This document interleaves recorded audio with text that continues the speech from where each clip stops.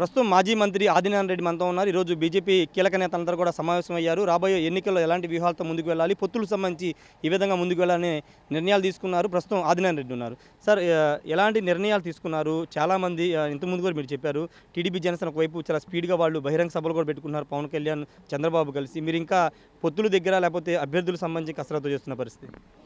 అసలు అవినీతి, అప్పులు, అరాచకము, అబద్ధాలు చెప్పే జగన్మోహన్ రెడ్డి యొక్క ప్రభుత్వాన్ని పూర్తి స్థాయిలో ఎదుర్కొనే దానికోసం మేము వ్యూహాత్మకంగా పోతాం. దానికి పొత్తులా ఉంటాయా లేదా అది అధిష్టానం నిర్ణయం. మేమైతే అన్ని విషయాలు స్థానిక పరిస్థితులు చెప్పినాం. కొందరు వితౌట్ కొందరు జనరల్గా డిస్కస్ చేసినట్టు లోపల కూడా జరిగింది. మెయిన్ అధిష్టాన నిర్ణయానికి ఆధారపడి ఉన్నాం. అయితే మేము బీజేపీ ఎమ్మెల్యేలం ఖచ్చితంగా అసెంబ్లీలో ఉంటాం. సార్, ఇంకొకటి అంటే ఇప్పుడు తెలుగుదేశం పార్టీలో వైసీపీలో సీట్ రాని వాళ్ళు కానీ చాలామంది, మీ కడప జిల్లా సమస్య శ్రీరామచంద్రయ్య కానీ ద్వారకానాథ్ రెడ్డి నిన్న టీడీపీలో చేరారు. ఎలా చూస్తారు ఈ మార్పులకు సంబంధించి? అసలు జగన్ యొక్క వ్యతిరేకతను వాళ్ళు గమనించే టీడీపీ ఒక ఆశ్రయం. కొందరు మా దగ్గరికి వస్తారు, కొందరు వాళ్ళ దగ్గర పోతారు, కొందరు షర్మిల దగ్గర కూడా పోవచ్చు. ఆ పార్టీలో అయితే ఉండరు చాలామంది.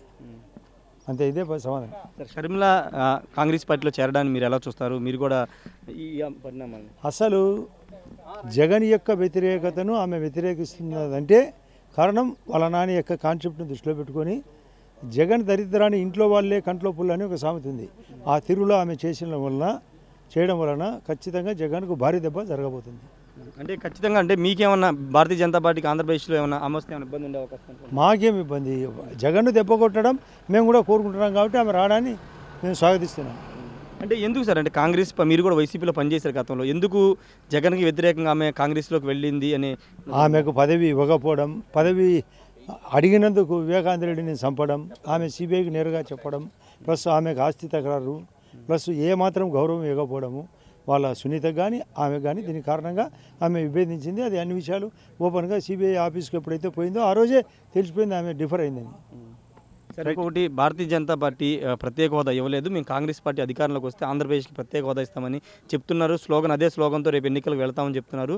రేపు కాంగ్రెస్ పార్టీ పీసీసీ అధ్యక్షురాలుగా ఆమె రాబోతున్న చర్చ జరుగుతుంది. స్టేటస్ కంటే ప్యాకేజీ మోస్ట్ పవర్ఫుల్గా చెప్పినాడు. దాన్ని బాగా అర్థం చేసుకుంటే దీంట్లో ప్యాకేజీ అనేది బఫే లాంటిది, అది బిర్యానీ లాంటిది. స్పెషల్ స్టేటస్ బిర్యానీ కంటే బఫేనే బెటర్ స్కీమ్.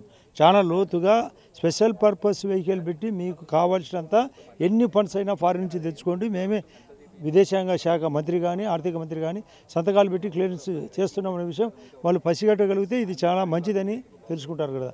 కాబట్టి బీజేపీ పార్టీ స్పష్టంగా ఉంది, package is more and more comfortable than the status. పొత్తు ఎప్పుడు కన్ఫర్మ్ అయ్యే అవకాశం? అది అధిష్టానం నిర్ణయం, ఎప్పుడైనా తీసుకుంటారు. మా అధిష్టానం లోతుగా చాలా విషయాలు వాళ్ళు మేనిఫెస్టో చెప్పే ముందరగా ఇది కూడా కలిపి వాళ్ళు నిర్ణయం తీసుకుంటారని మా ఆలోచన. ఆదినారాయణ రెడ్డి ఈసారి ఎన్నికల్లో పోటీ చేయబోతున్నారు? 100% పోటీ చేస్తాను. నేను రంగంలో బీజేపీ తరపునే పోటీ చేస్తాను. Thank you sir. మొత్తంగా అయితే ఖచ్చితంగా ఎన్నికల బరిలో ఉంటానని చెప్తున్నారు. జమ్మలమడుగు నుంచే భారతీయ జనతా పార్టీ నుంచే పోటీ చేస్తానని చెప్తున్నారు. షర్మిలని అంటే ఇంట్లో వాళ్ళు గెంటేశారు కాబట్టి ఆమె పౌరుషంతో బయటకు వచ్చి పార్టీ పెట్టుకున్నారు. తర్వాత ఇప్పుడు కాంగ్రెస్లోకి వెళ్ళారు. కాంగ్రెస్ వల్ల ఇప్పుడు షర్మిల వల్ల జగన్కే నష్టం తప్పించి మా పార్టీకి ఎలాంటి నష్టం ఉండదని మాజీ మంత్రి ఆదినారాయణ రెడ్డి చెప్తున్నారు. Camera person ఫనీతో Rayesh RTV Undavalli నుండి. మరిన్ని వీడియోస్ కోసం ఛానల్ సబ్స్క్రైబ్ చేయండి. లేటెస్ట్ అప్డేట్స్ కోసం వాట్సాప్ ఛానల్ ఫాలో చేయండి. అండ్ లింక్ డిస్క్రిప్షన్ లో ఉంది.